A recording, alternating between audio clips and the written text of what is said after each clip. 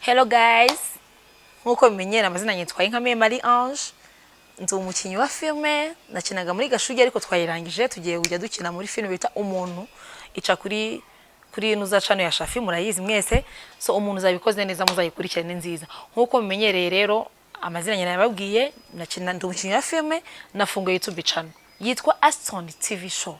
Welcome to my YouTube channel guys. So ndabasabye ndabinginze nukuri ndi imfubyi. Munkorere share, like, subscribe na comment. Comment mbi ndazakira, comment nziza ndazakira. Kuko mutampaye comment mbi nago naba natwitse.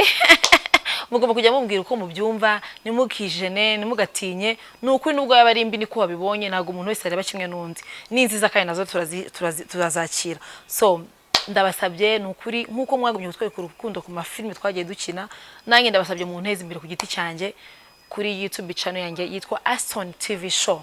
Nukuri nzayambagezaho ibintu byiza bibaruhura mu mutwe.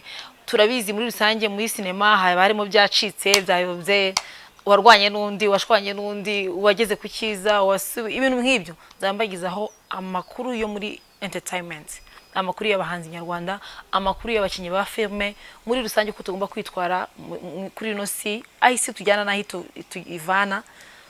Nzajya mbibagezaho byose, nzambaganiriza uko mubyumva, ibibaruhura mu mutwe nibibigisha uko mugomba kwitwaraho muri no si yacu irimo ibyiza n'ibibi.